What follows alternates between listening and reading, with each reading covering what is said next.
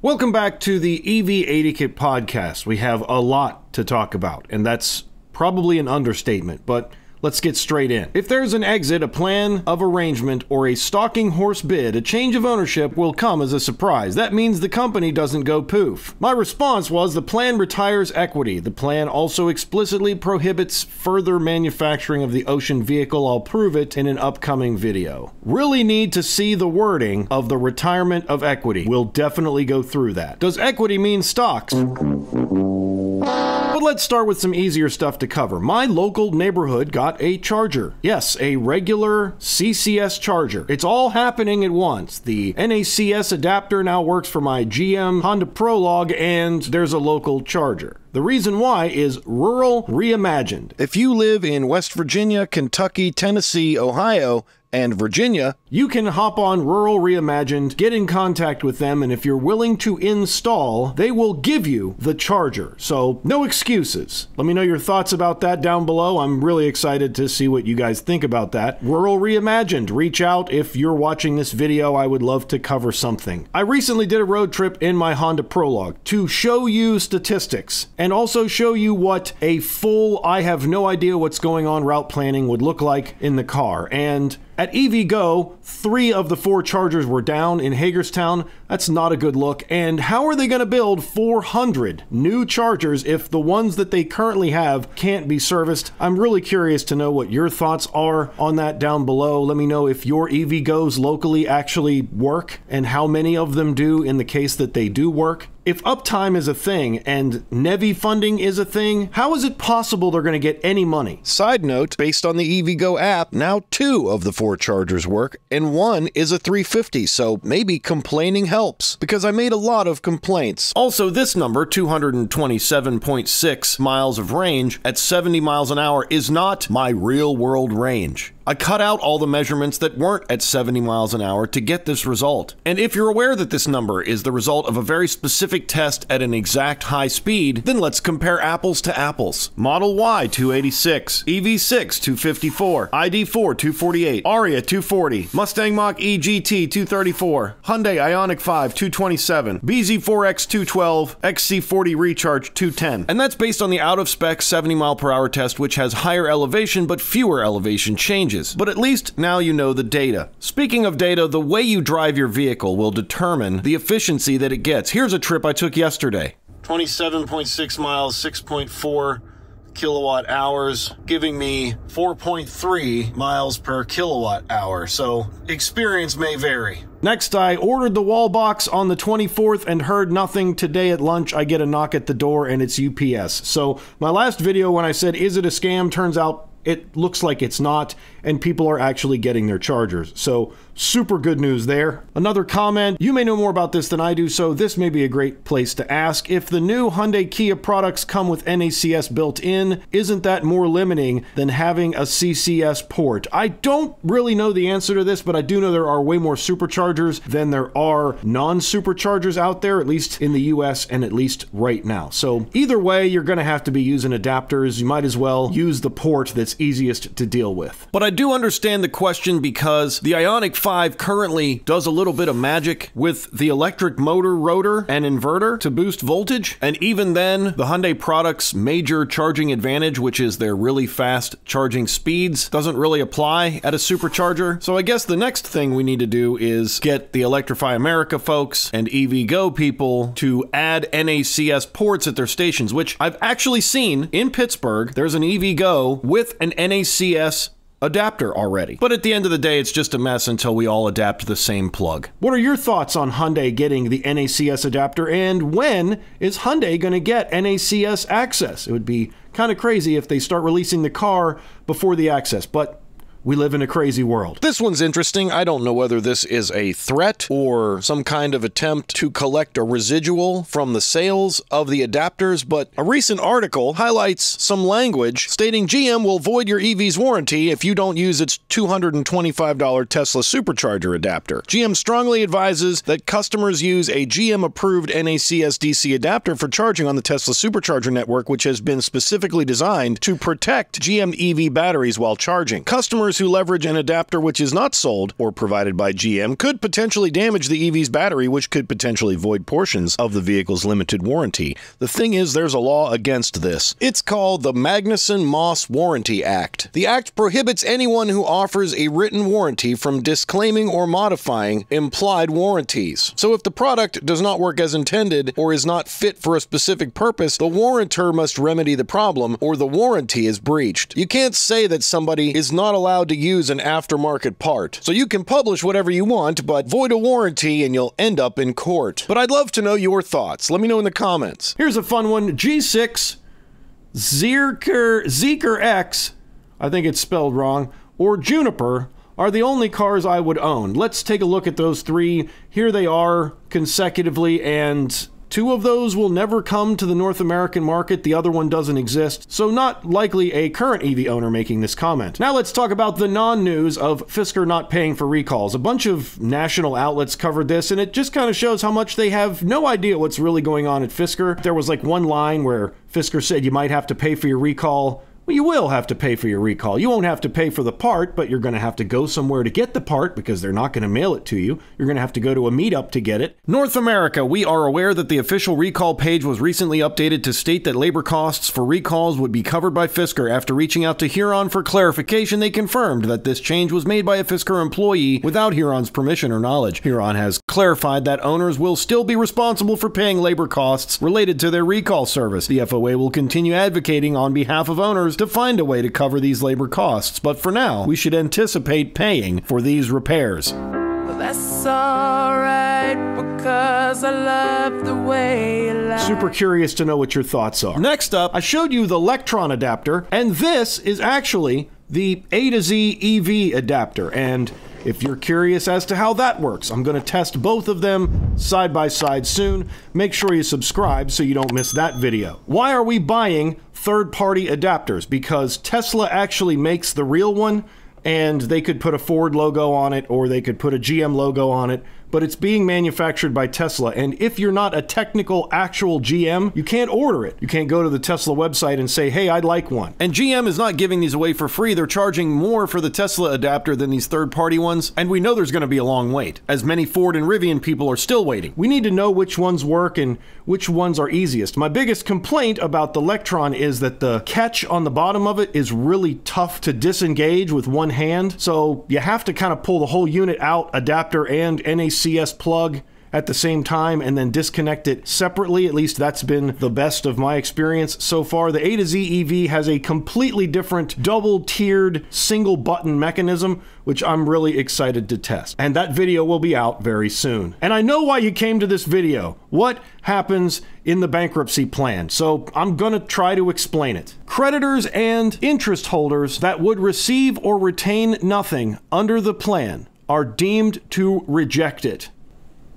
So, you're deemed to reject, equity holders. General unsecured claims are Class 4, and the class order is the payout priority. Class 6 is equity interests. The other words in that box are impaired or unimpaired. The secured stuff is unimpaired. If you're an equity holder, you might have received an opt-out form instead of a ballot for the vote for accepting or rejecting the plan. That's because if you want something, you'll have to opt out and go get it on your own. I sat in on a hearing where they argued for an hour about the opt-out because it's that important who gets it. Because those equity holders who don't opt out are completely without remedy. And before I go any further, if I'm getting any of this wrong, let me know with evidence down in the comments. That said, impaired means you're not getting what you're supposed to. Deemed to accept means you're unimpaired. And because you have a secured interest in this case, your legal, equitable, and contractual rights are preserved and unaltered. So impaired and deemed to reject means you're getting nothing. Well, that's not true. You get to be enjoined from. All entities who have held, hold, or may hold causes of action, claims, or equity interests are permanently enjoined from commencing, conducting, or continuing in any manner, directly or indirectly, any suit, action, or other proceeding of any kind. You are also released, which means the debtor no longer has any liability to you. And the release is conclusive. Conclusively, absolutely, unconditionally, generally, individually, collectively, irrevocably, and forever. released and discharged by the debtors and their estates. And yes, equity holders, that does mean you. Any claim or equity interest that is treated in this plan. But there is an exception. Do not release any released party from any causes of action arising from or related to any act or omission by such released party that is determined in a final order to have constituted intentional fraud, willful misconduct, or gross negligence.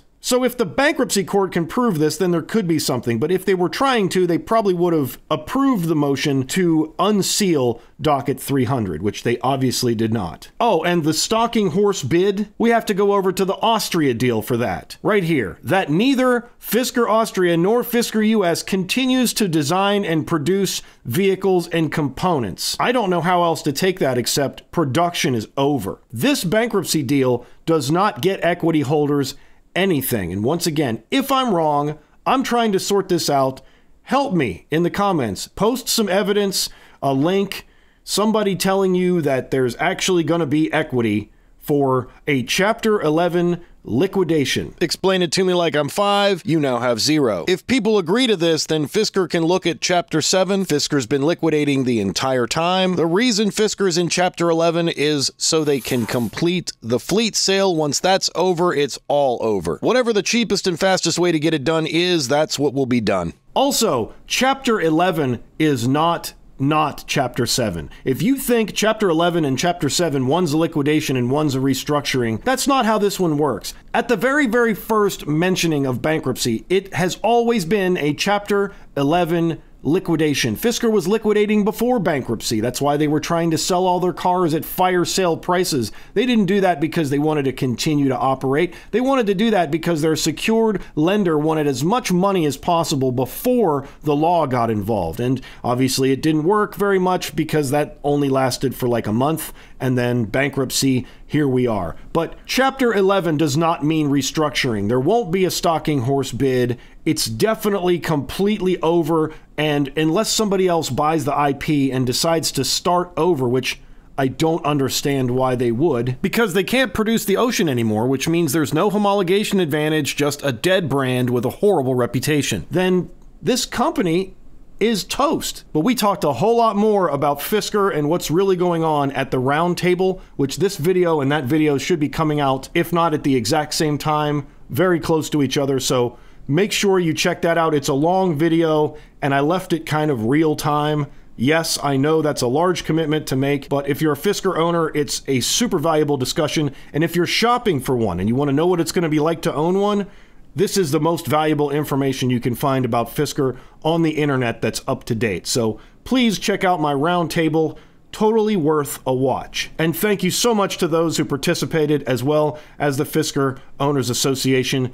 You can check out their website right here. Next, we have to look at the market report. Let's look at some new cars. This order is kind of alphabetical, but not really, so let's just say no particular order for the sake of argument. I found the cheapest version of each vehicle that I could find. Prices may vary, state incentives may vary, your tax credit may vary based on income and other factors. All that said, let's go through it. Equinox EV, 27. Blazer EV, all-wheel drive, 34. Acura ZDX rear-wheel drive, 54. Q4 e-tron, 48, and that's an all-wheel drive. Q8 e-tron, 58, also all-wheel drive. BMW i4 front-wheel drive, 41,000. i5 53,900 for a front-wheel drive. iX all-wheel drive, 74. Cadillac Lyriq all-wheel drive, 49,000. I got a luxury rear-wheel drive for 48. Higher trim, less powerful drivetrain. Silverado EV, 55. Fiat 500e, these are starting to get interesting, 22,595. And at this point, just so you know, the reason I'm going through every single option is because this is the end of the model year and the end of the quarter. This is the best time historically to buy a vehicle every single year. So if you're in the market for a new vehicle, now is the time. F-150 Lightning Pro, 42. Mach-E rear-wheel drive, 32. Mach-E all-wheel drive, I found a California Route 1 Edition all-wheel drive for 34,000. Genesis GV60, 39,000 for a front-wheel drive. GV70 all-wheel drive, 53,500. New Sierra EV,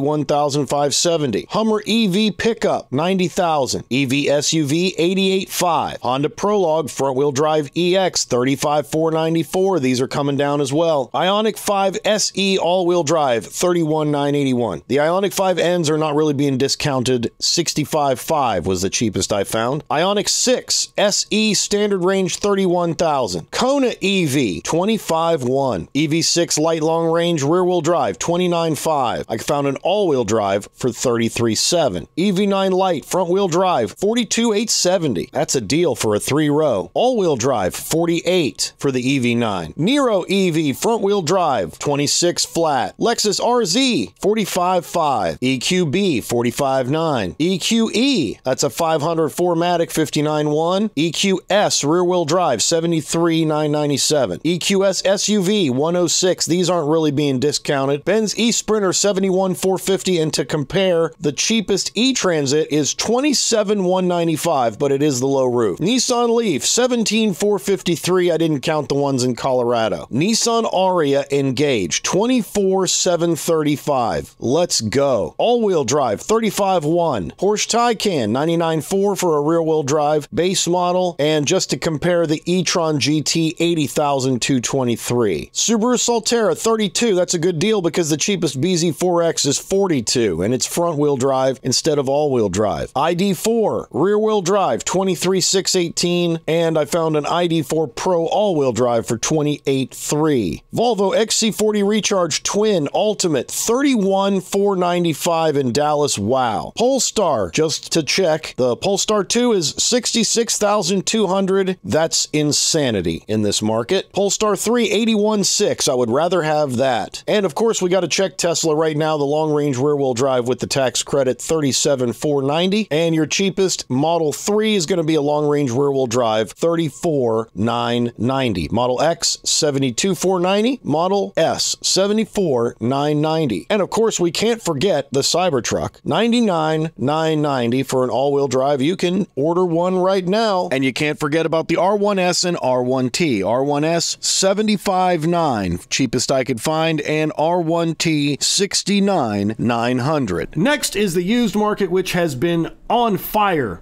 for the second half of 2024. Acura ZDX, $46,000. e-tron, under $20,000. Q4 e-tron, $28,900. That's not a great deal. i3, $7,500. i4, $33,000. BMW iX, $46,000. Cadillac Lyriq, $38,000. Found a Chevy Bolt after the tax credit, $94,999 with 60,000 miles, and it can use the Supercharger network. Bolt EUV, $15,500. Wonderful price. Mach-E Select all-wheel drive, under $20,000. Ford F-150 Lightning, $37,800. Genesis GV60, $33,898. Ioniq 5, $21,000. Only 39,000 miles. 2019 Kona EV, $14,999. The Ioniq Electric. I found one with some pretty high mileage for $10,998, but it's a really pretty color. Jaguar I-Pace, $21,000. That's not a bad deal. Nero EV, $12,900 for 2020. Kia EV6, $22,200. Kia Soul EV, under $10,000.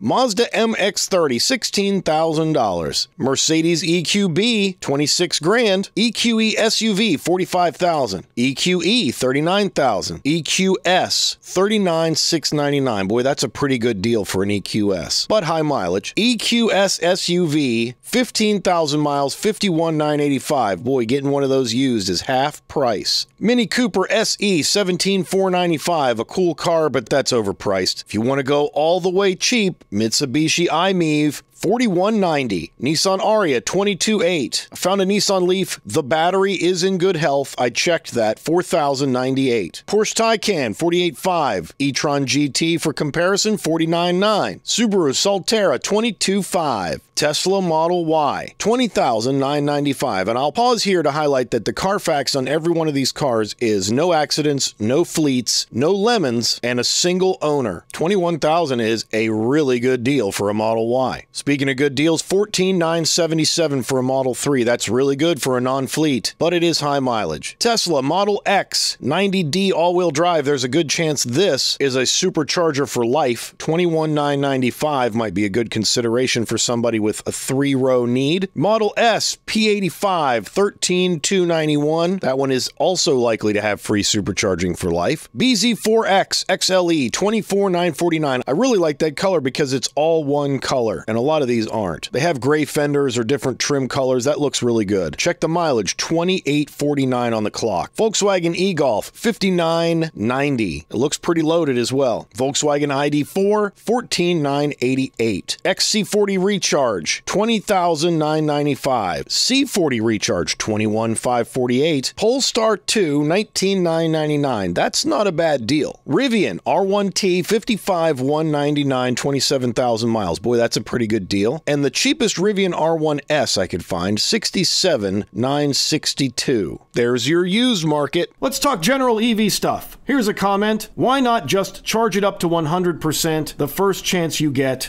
I don't get it. There's a lot to unpack there. You know what? I'll just go to the owner's manual. Do not charge your vehicle's battery above an 80% charge if you are going to drive down long, steep grades such as mountain passes. This provides room in the battery for regenerative braking to supplement your conventional brakes during the descent. This is especially important when towing a trailer, which puts additional stress on your vehicle's braking system. If the battery becomes full, regenerative braking will be limited or unavailable. There's reason number one, and I guess since Honda doesn't want you to know what charging to 100% actually does to your battery, we'll have to go somewhere else to read the rest of the reasons. Google it is. Why do you only charge to 80% NMC? For NMC battery cars, it's best not to charge them to 100%. NMC. What is battery chemistry Ultium platform? NMC. What happens when you charge NMC to 100%? In summary, charging lithium batteries to 100%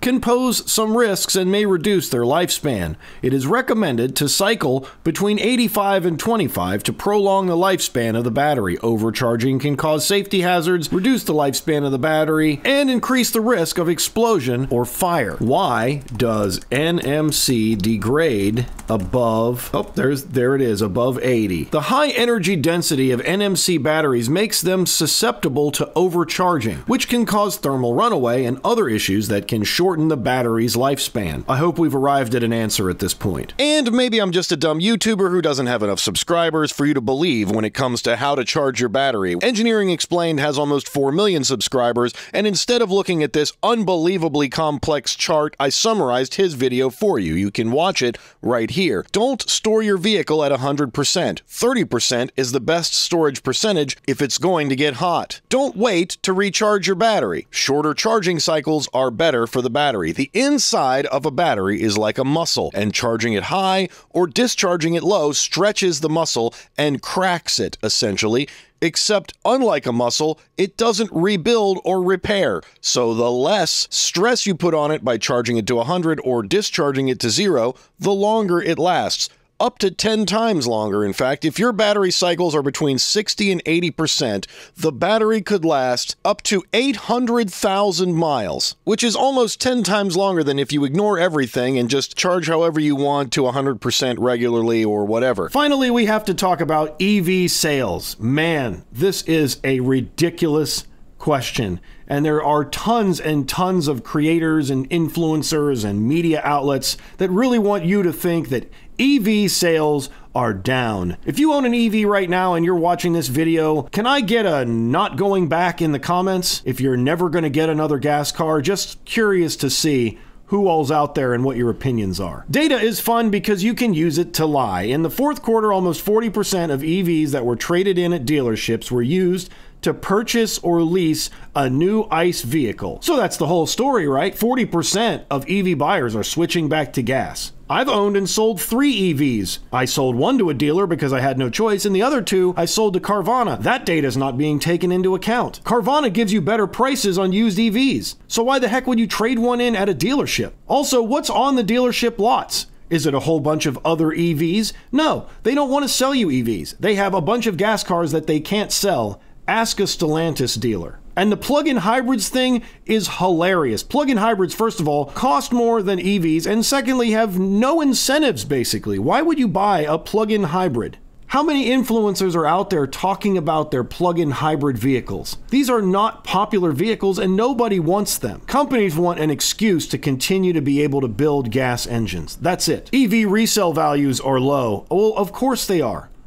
How many of us got $7,500 tax credits on our vehicle? We can't expect to get the $7,500 tax credit and then pretend we didn't when it's time to resell our vehicle. It's going to be 10% plus $7,500 when you drive off the lot in an EV. So of course, the used values are going to be lower. And what does that mean? It means the government incentive is working. The whole point of a government incentive is to drive down the price so more people can afford to buy them. How is this not understandable? The thing is, it is understandable. It's the spin. There's this little tiny $4.3 trillion a year industry that doesn't want you to buy EVs at all. And they're going to use every single piece of data to turn and twist and frame and spin whatever narrative they want to spin, which is EVs suck, they're not selling, they cost too much unless they're losing a bunch of value, which I don't know how both of those are also true. And they have their hands in every single pie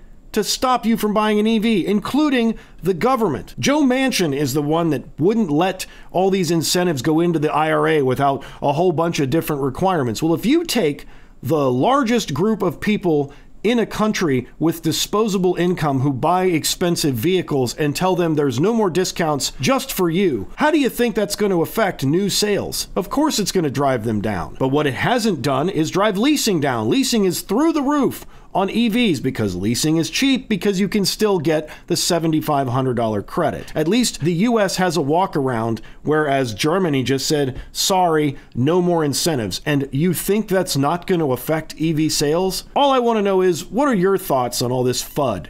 Let me know down in the comments below. And as per usual, if you stay till the end, you get the whole story. Fisker service is back. I'll have much more coverage on this coming soon, but let's go over the current places that are listing themselves as available for service for Fisker Oceans right now. Serenity EV, Lumen Fisker, Newport Fisker, A1 Auto Body and Repair, Premium Auto Works, Pat's Garage, Tesla EV Diagnostic, Fisker Jacksonville, Fisker Miami, Roush Restorations, Lagos EV Repair, Platinum Precision, Fisker Kansas City, Belford Motors, Fisker Albany, BHP Service Center, Evolution Automotive, Nuts and Volts Automotive, JD's Import Garage, Austin EV Only, Beard Mobile Repair, EV Works. Canada, didn't forget about you. Easy for You Auto Care, Garage EV, Shift, Electric Vehicles. And Europe, you're in progress. So that's it for the EV80 Kit podcast. Let me know your questions, your thoughts. Join Patreon or become a YouTube member to support this channel, get early access to videos, and subscribe for more. We'll see ya on the next one. Hey, smash the like button. Thank you.